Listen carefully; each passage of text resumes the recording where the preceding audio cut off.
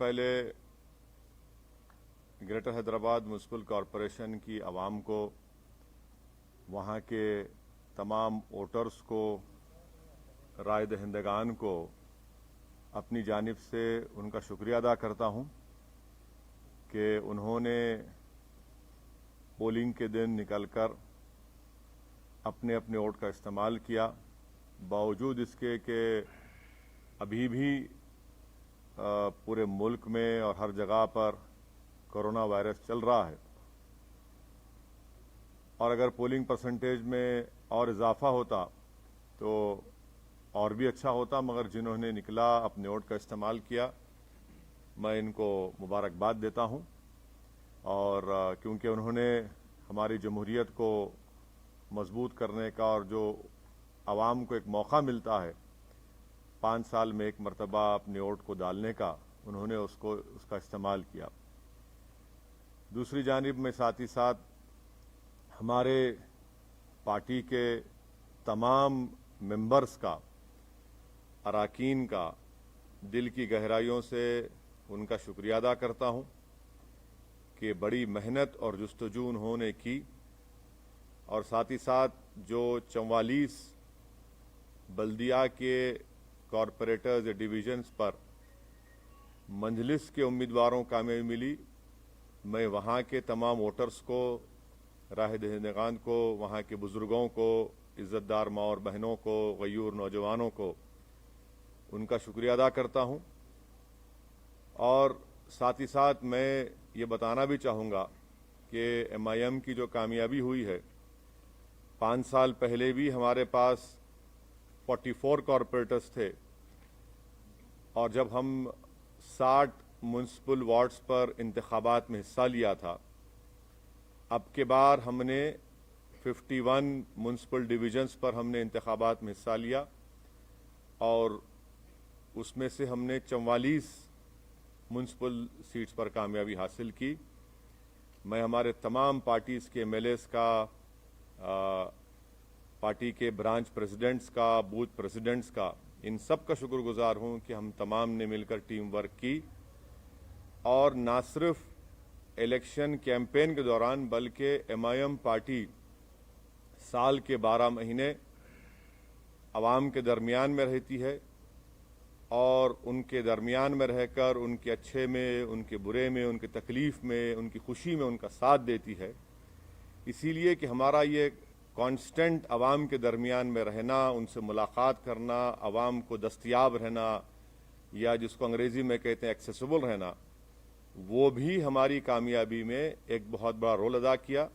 साथ ही साथ जब 3 महीने लॉकडाउन था, उस दरमियान में MIM पार्टी की तरफ से लॉकडाउन में गरीब आवाम की खिदमत करना, उनमें तमाम रेशन किट्स को उनमें जाकर उनको पहुंचाना घर तक, पेशेंट्स जो बीमार पड़ रहे थे उनके लिए अस्पताल में इंतज़ाम करना, और फिर जो हैदराबाद में 100 साल के बाद इतनी ज़्यादा बारिश आई, उस 2-3 दिन के अंदर जो MIM के तमाम जिम्मेदारान ने मेहनत की और बाद में हमने उनको जो रिलीफ पहुंचाया, यकीनन वो भी इसमें बहुत बड़ा रोल अदा किया।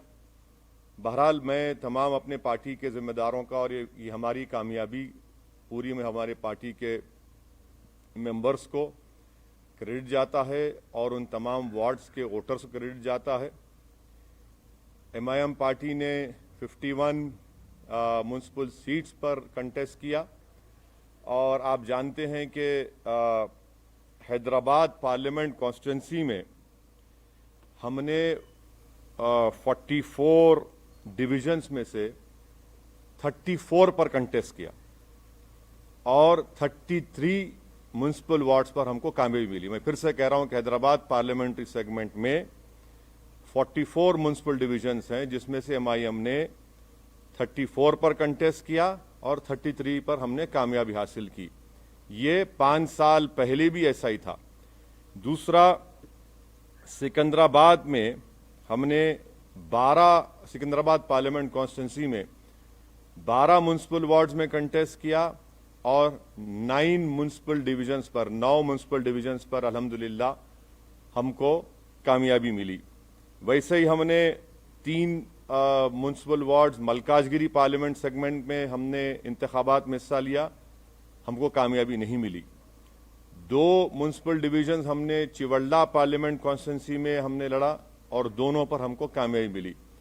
तो मैं फिर से अल्लाह सुब्हाना व तआला का शुक्रगुजार हूँ कि परवरदिगार ने हम पर बहुत बड़ा रहम और करम किया और हमारी पार्टी को इन गरीब आवाम की दुआओं को कबूल किया और हमको कामयाबी से हमकिनार किया। हमारे जो 44 सीट थे अल्हम्दुलिल्लाह हमने उसको रिटेन किया और जो 7 म्युनिसिपल वार्ड्स पर हमको कामयाबी नहीं मिली उसके ताल्लुक से हम लोग बैठेंगे, बात करेंगे। मगर मैंने हमारे तमाम जीतने वाले जितने भी नए नौ मुंतखब शुदा या न्यू कॉरपोरेटर्स हैं उन सब से मैंने बातचीत की है और उनसे मैंने कहा कि भाई साहब कल से आप लोग तमाम अपने काम का आगाज़ शुरू कर दीजिए। हमने जो आवाम से वादे किए थे उसको पूरा करने का कल से वक्त शुरू होता है। और साथ ही साथ मैं बताना ज़रूरी समझता हूँ आप तमाम को कि पुराना पुल डिवीज़न से राजमोहन चौथी मरतबा MIM पार्टी के म्युनिसिपल कॉरपोरेटर के तौर पर जीते हैं। कारवान से हमने स्वामी यादव को टिकट दिया था राजेंद्र यादव साहब की जगह पर, उनको कामयाबी मिली। तो ये हमारी परफॉर्मेंस था जिसको मैं समझता हूँ कि मैं इससे मुतमईन हूँ। और हमारा जो अगर आप बोलेंगे कि स्ट्राइक रेट है 51 म्युनिसिपल वार्ड्स में, ये हमारा मैं समझता हूँ कि सबसे बेहतरीन स्ट्राइक रेट रहा है। अब आपका जो बुनियादी सवाल होगा कि बीजेपी भी जीती, यकीनन बीजेपी जीती है और ये अवाम का फैसला है और हमारी कोशिश ये होगी कि हम जमहूरी तरीक़े से बीजेपी से मुकाबला करेंगे और हमको पूरा यकीन है कि इनकी बढ़ते हुए कामयाबी के कदम को इंशाअल्लाह ताला हैदराबाद की आवाम बल्कि पूरे तेलंगाना की आवाम इसको रोकेगी। और मुझे ये भी कहना पड़ेगा कि तेलंगाना में जब असेंबली के इंतखाबात होंगे आप देखेंगे कि इंशाअल्लाह ताला ये बीजेपी की जो कामयाबी है वक्तिया कामयाबी है, ये उस वक्त तक इतनी कामयाबियां इनको नहीं मिलेंगी। और मुझे अवाम का फैसला है, हमारी क्या बोलना चाहिए, हमारी ख्वाहिश के बरक्स फैसला आया बीजेपी की हद तक। मगर MIM पार्टी को तो मैं समझता हूं कि हमने तमाम बड़ी मेहनत की और उसका नतीजा हमको अल्लाह सुब्हाना व तआला ने और हैदराबाद की आवाम ने हमको दिया है। शुक्रिया। सर, आप जब लोकसभा चुनाव में 4 सीटें बीजेपी जीत के आई थी उस समय भी आपने कहा था कि ये वक्तिया कामयाबी है, फिर उसके बाद ये कामयाबी नहीं। देखिए, देखिए आप ये बात कह रहे हैं, मैं इसलिए निकाल रहा हूं कि जरा वो आंख पे, तो निजामाबाद में म्युनिसिपल इलेक्शन हुआ, बीजेपी का MP है वहां पे, कितनी सीट MIM जीती? बीजेपी का MP है निजामाबाद में, MIM ने कितनी सीट जीती? 16 सीट जीती हम।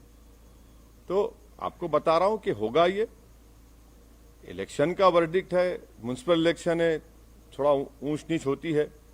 और मुझे यकीन है कि मैं तो प्रिवी नहीं हूं, ना मुझे इख्तियार है TRS पार्टी पर बोलने का, मगर मुझे यकीन है कि ये लोग देखेंगे क्या करना चाहिए, क्या सही करना चाहिए, कितना अच्छा करना चाहिए, उसको देखेंगे, मगर उनके पार्टी का मसला है। सर, अभी मेयर और डिप्टी मेयर के लिए ये बात आती है कि आप किसको सपोर्ट करेंगे, क्योंकि आपका सपोर्ट का प्रसाद साहब जरा थोड़ा खुशी का मौका है, थोड़ा आज तो एक रात छोड़ दो आप।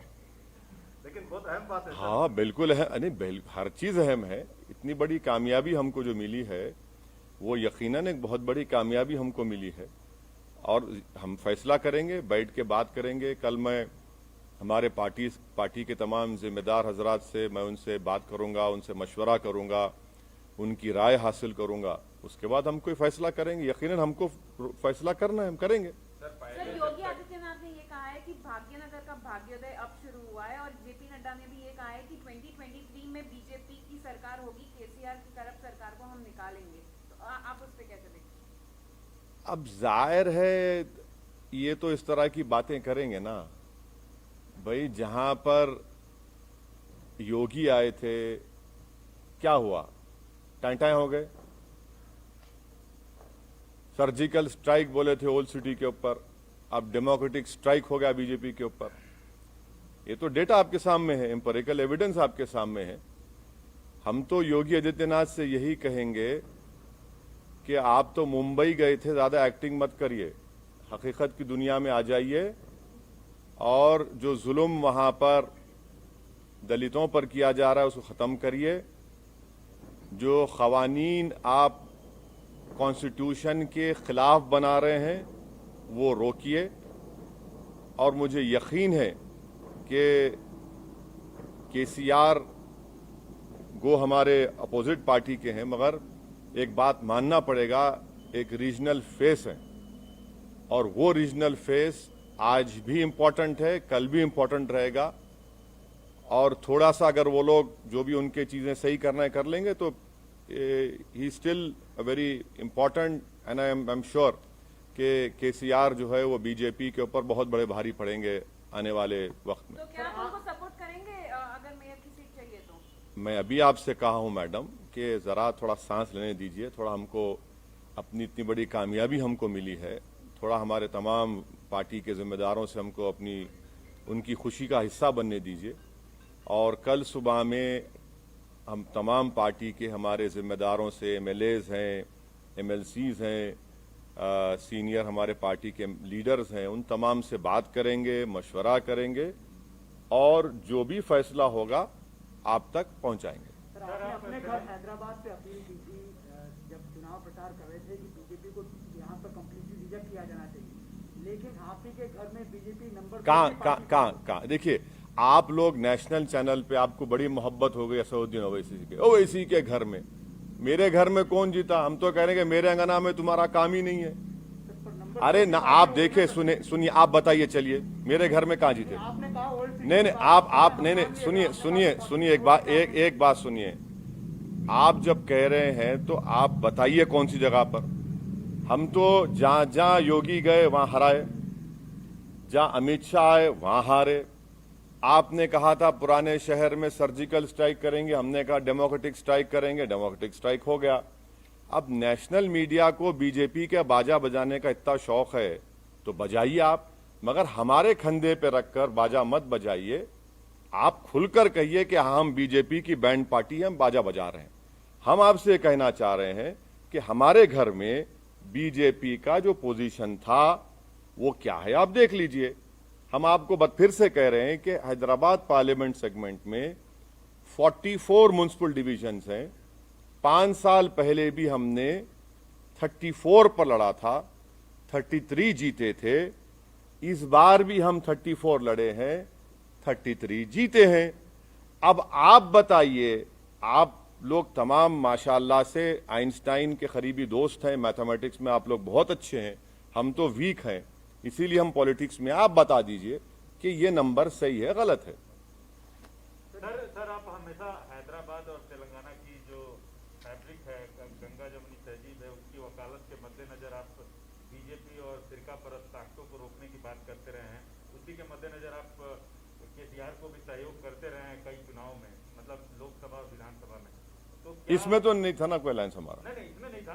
तो क्या थैंक यू। बीजेपी को रोकने के लिए जैसे आप वकालत करते हैं तो क्या आगे हाथ मिला सकते हैं? क्योंकि जो ये आंधी है, जैसा बीजेपी, आप आंधी बोलते? हाँ, बीजेपी आसमान देखिए कितना साफ है, इतना अच्छा मौसम है ना, हवा देखिए। सुनिए, ये लफ्ज आंधी का क्या मतलब? अरे भाई, अगर आंधी होती तो एमएलसी क्यों हार गए महाराष्ट्र में? महाराष्ट्र में हार, अरे ठीक नहीं जी, अरे भाई आवाम का फैसला है, मगर जरा अल्फाज का इस्तेमाल जो है ना, जरा उसके ऊपर देख कर करिए। आंधी कहाँ आंधी है भाई? अरे भाई, तूफान आपके सामने बैठा हुआ है, आप कहाँ आंधी की बात कर रहे हैं? सर, अब चार मीनार की तो बात हो गई, क्या आप कोलकाता के हावड़ा ब्रिज पर कूच करेंगे सर? नहीं, इलेक्शन लड़ना तो प्रसाद साहब मेरे लिए जरूरी है। मैं जब तक जिंदा रहूंगा मैं इलेक्शन लड़ता रहूंगा, और मुझे जीतने से या हारने से कोई मतलब नहीं है, मुझे लड़ने से मतलब है और मैं लड़ूंगा। अब रहा सवाल, आपके सवाल का जो स्पेसिफिक जवाब है, अब इलेक्शन से हम लोग थोड़ा, हैदराबाद के इलेक्शन से फारिग हो चुके हैं, अब बैठ के बात करेंगे आने वाले एक 6-7 दिन में, और फिर इंशाल्लाह फिर अपना सफर शुरू रहेंगे। सर यही फॉर्मूला आप वेस्ट बंगाल में, मतलब आपने कहा था हर नहीं मतलब नहीं, असम में भी सोमित देखिए, मैं आपके सामने कई मर्तबा इन पर्टिकुलर आपके तमाम से कहूं कि केरला में और आसाम में मैं नहीं जाऊंगा। ये मेरा एक डिसीजन है और हम उसके पाबंद हैं। वहां पर बदरुद्दीन अजमल साहब की AIDUF है, IUML केरला में है, हम वहां जाकर उनको डिस्टर्ब नहीं करेंगे। अगर कभी उनको गलती से मेरी जरूरत पड़ गई मुझ जैसे दीवाने की, तो वो मुझे कॉल कर ले, मैं आ जाऊंगा, नो प्रॉब्लम। सर मतलब सर बीजेपी मतलब ये तो भी कह रहा है clarity सर, ये है कि बीजेपी आप बीजेपी ये भी सर बीजेपी नहीं, ये केरला और आसाम की बात कर रहा हूं। वेस्ट बंगाल, तमिलनाडु में तो लास्ट टाइम लड़े हम लोग, एक सीट लड़े थे, वानियमबाड़ी की सीट लड़े थे हम लोग एक। बिल्कुल तमिलनाडु में लड़ेंगे, क्यों नहीं लड़ेंगे? सर बीजेपी इधर भी वो राइट साइड बहुत हो गया, लेफ्ट विंग भी है, एक सवाल ले लीजिए। लेफ्ट साइड भी है। सर बीजेपी ये क्लेम करता रहा कि MIM का और मेनली जो TRS का अलायंस है, मतलब इश्यू बेस्ड जो सपोर्ट था वो रूम के अंदर ही रहा है। तो मतलब सर ये तो अलग इसका बात मतलब ये है, इसका मतलब है कि बीजेपी को ये मालूम कि मैं टॉयलेट में जा रहा हूं तो क्या हो रहा है? क्या बात है यार? सर जिस तरह से ये मुद्दे उठाए गए थे इस बार बीजेपी के द्वारा, जिस तरह का ध्रुवीकरण किया गया था, क्या आपको लगता है कि ये कहीं ना कहीं काम किया और आने वाले चुनाव में जो है इसे और ज्यादा मजबूती के साथ पेश करेगी बीजेपी? मेरे कॉन्स्टिट्यूंसी में तो काम नहीं किया। नहीं, सर, सुनिए overall- सुनिए सुनिए सुनिए, सर्जिकल स्ट्राइक बोले, ओल्ड सिटी में 30,000 रोहिंग्या बोले, पूरे पुराने शहर की जनता, चाहे वो हिंदू रहो या मुसलमान रहो, बंगाली रहो, दलित रहो, बैकवर्ड क्लास के रहो, हमारे मारवाड़ी कम्युनिटी के, सब बोले कि नहीं, no surgical strike, only democratic strike चलेगा। और यहां से हमने बीजेपी को हराया। सर अब दूसरी जगह का ये एक म्युनिसिपल इलेक्शन है, मुझे यकीन है कि मुझे कोई बता रहे थे कि KT Ramarao, mister KT Ramarao जो वर्किंग प्रेसिडेंट हैं, उन्होंने अपने PC में कुछ बातें कही हैं, और मुझे यकीन है कि एक K चंद्रशेखर राव बहुत ही मंजेवे सियासतदान है, वो डायरेक्ट हर चीज का चार्ज लेंगे और वो देखेंगे कि क्या करना है क्या नहीं करना है, और उनके पार्टी का मामला है। अब जहां तक बीजेपी का मामला है, वो तो यही बात करते आएगी ना कि रोहिंग्या, बांग्लादेशी, अफगानी और सर्जिकल स्ट्राइक, जिन्ना, तो ये सब रिजेक्ट हो गया। जिसको जिन्ना बोले, पब्लिक बोली जिन्ना नहीं, वो हमारा जीना मरना हमारा एतमाद हम पर किया, हम कोर्ट दिया। तो ये तो चलता है, बीजेपी की अपनी लैंग्वेज कहां बदलेगी बीजेपी? सर मेरा सवाल ये है कि क्या आपको लगता है कि ओल्ड हैदराबाद और AIMIM को टारगेट करके कहीं ना कहीं बाकी का जो GHMC का इलाका था वहां पर जो है अब कहीं ना देखिए, कहीं फायदा पहुंचे? अब ऐसा है ना मैडम, अब किसी के घर में कल सुबह में भैंस या गाय दूध नहीं देंगी, मेरे को बोल दो आप, मैं जिम्मेदार हूं। सुबह कल मुर्गी पुकारेगी नहीं, सुबह 4 बजे, अरे शायद ओवैसी यहां से गया होगा।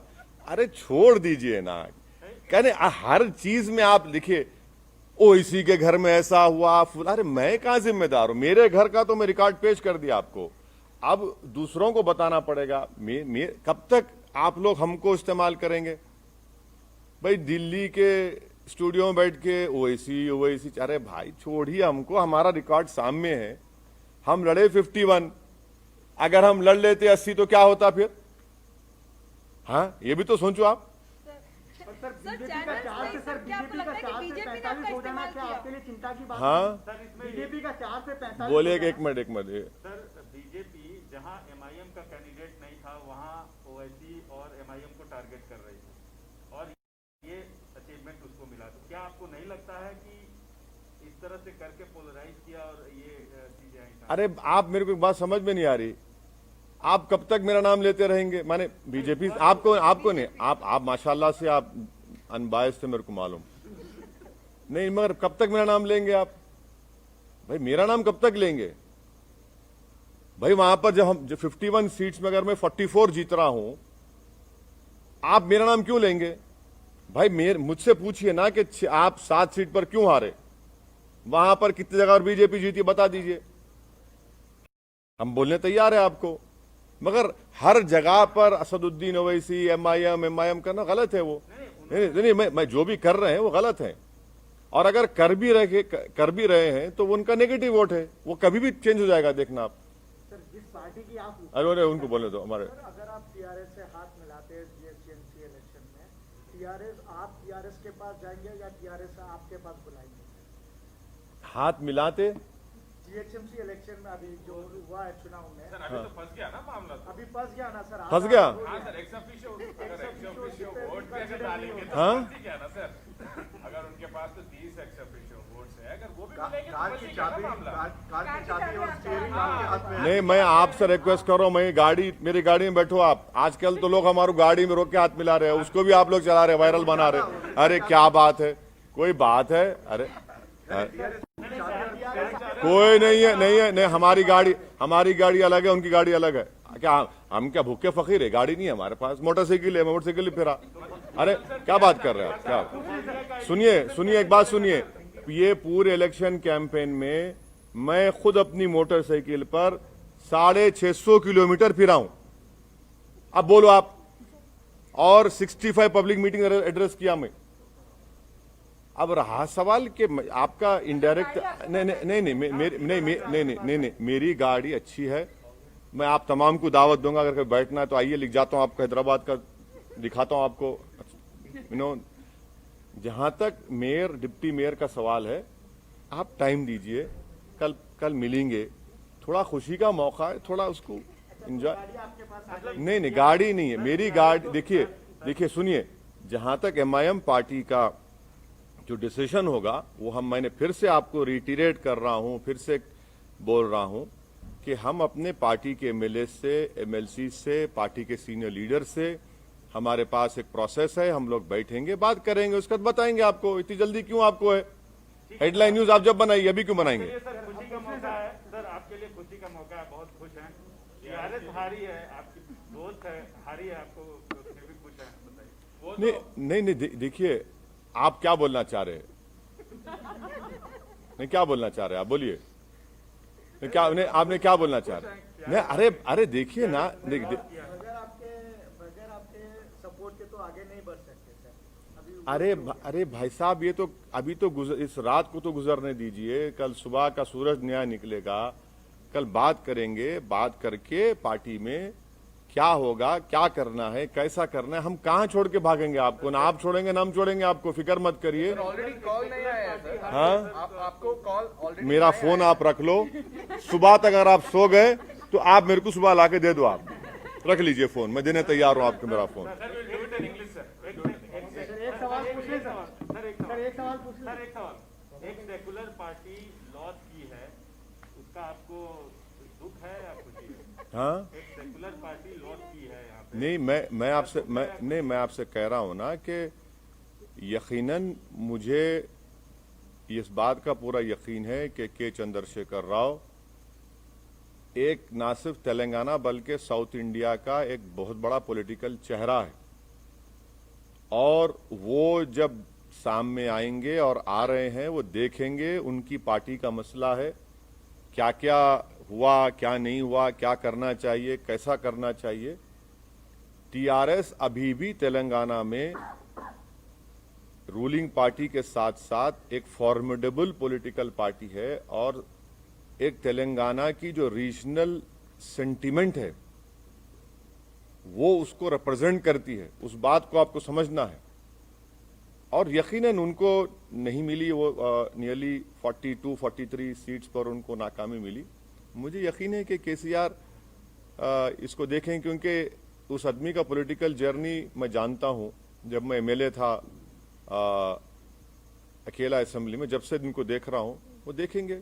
सर जिस पार्टी की आप मुखालिफत करते हैं, सर एक सवाल ले लीजिए। अब ये एक सवाल आप कुछ पूछना चाह रहे हैं मैडम? एक सवाल सर, जिस पार्टी की आप मुखालिफत करते हैं, वो पार्टी जो है 4 से 45 हो जाती है सर। आप असदुद्दीन ओवैसी इस बात से चिंतित नहीं?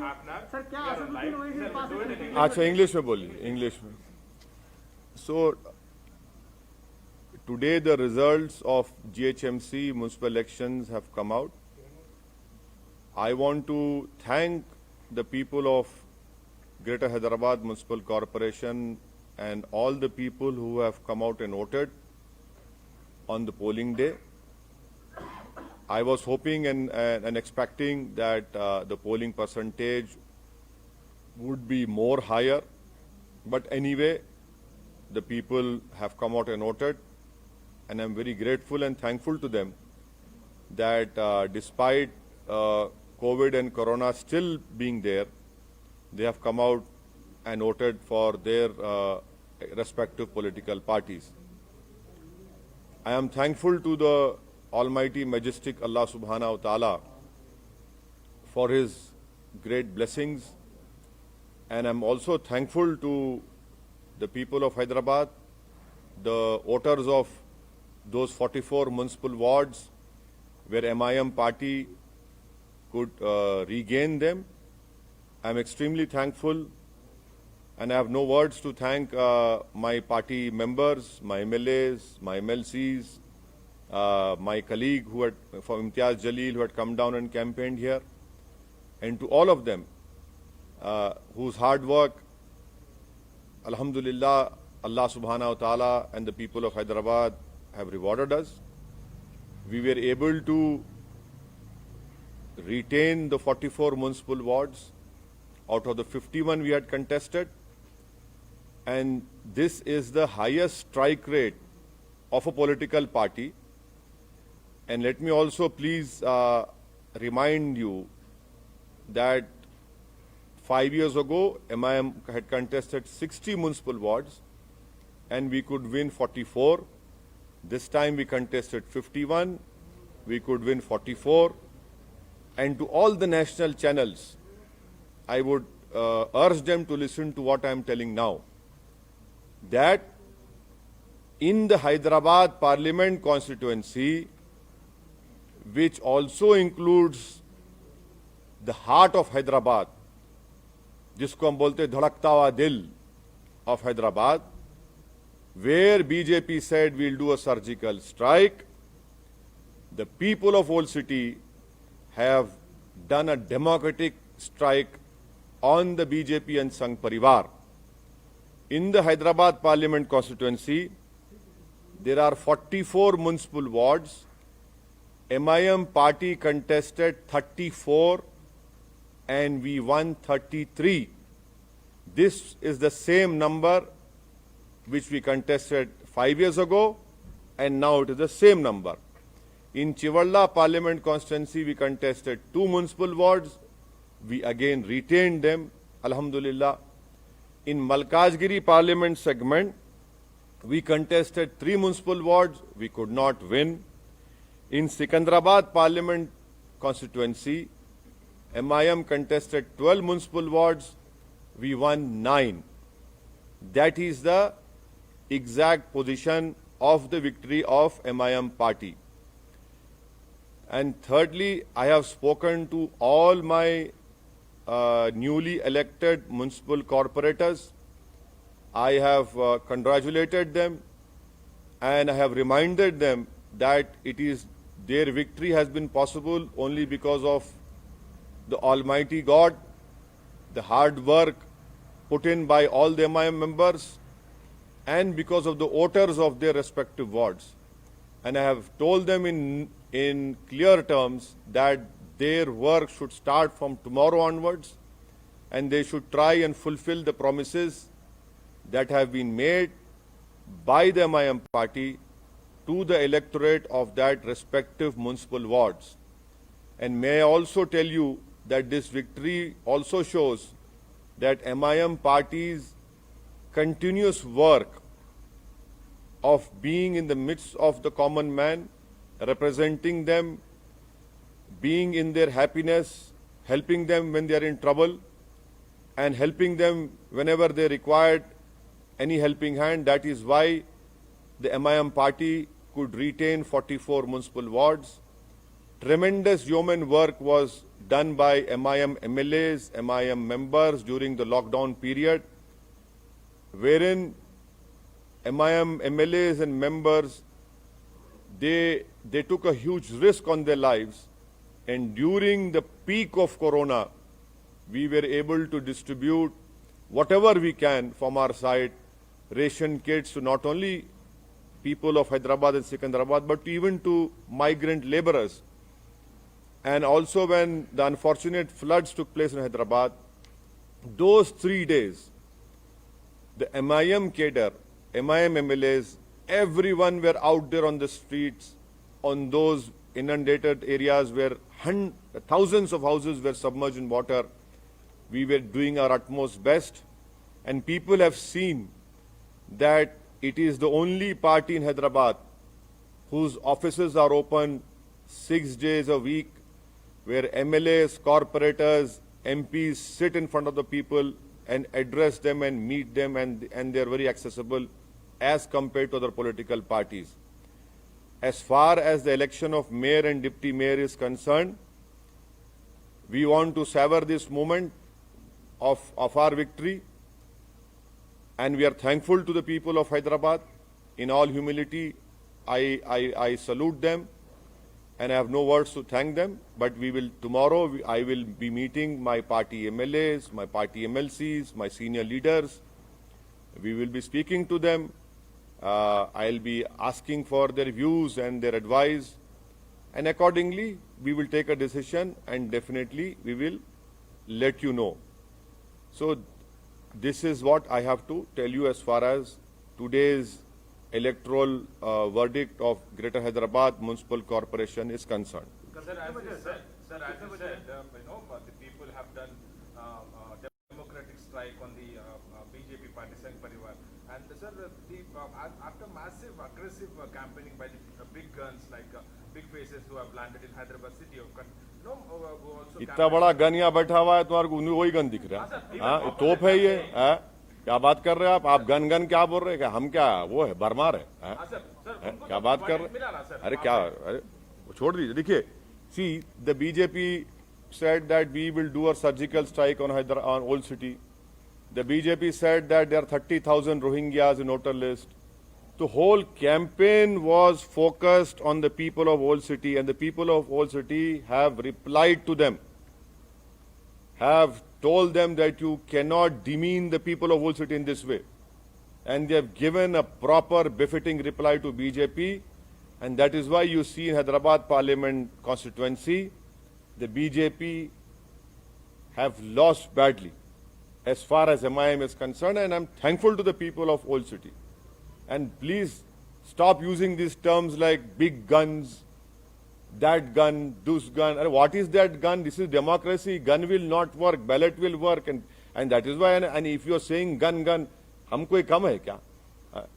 हम भी तो, अरे हमको क्या बोलेंगे आप? क्या बोलेंगे? कैनन बोलेंगे? हाँ? हाँ, वो बोल लो. बिग फेस, छोटा फेस वाले चलता, बट ऐसा ना को बोलो आप. गन है. You see, your love for BJP comes out when you ask me a question, so I cannot stop you for that. So, but if they've seen 100% increase from last year, how do you see that big jump from the BJP? Yes, it is. Yes, it is a verdict given by the electorate of Greater Hyderabad Municipal Corporation, but I am not privy to the affairs of BJP or TRS. But I can tell you, as a student of politics, that K. Chandrasekhar Rao is a formidable political face of South India, and he represents the ideology and hopes and aspirations of all the Telanganites, of their regional Telangana feeling. And I'm sure that he will look into all what wrong has happened. And the little I know of KCR, I'm sure that he will rectify those things, and he's still the face of Telangana and its ideology. No, sir, you as an MP of Hyderabad, how do you see this jump? That is what I'm asking, because you have seen this for decades now. So how do you see this jump all of a sudden? See, we have seen these jumping jacks. Jack in the box always happen. Doesn't matter. It has happened, but as far as I am concerned, we have contested 51 seats.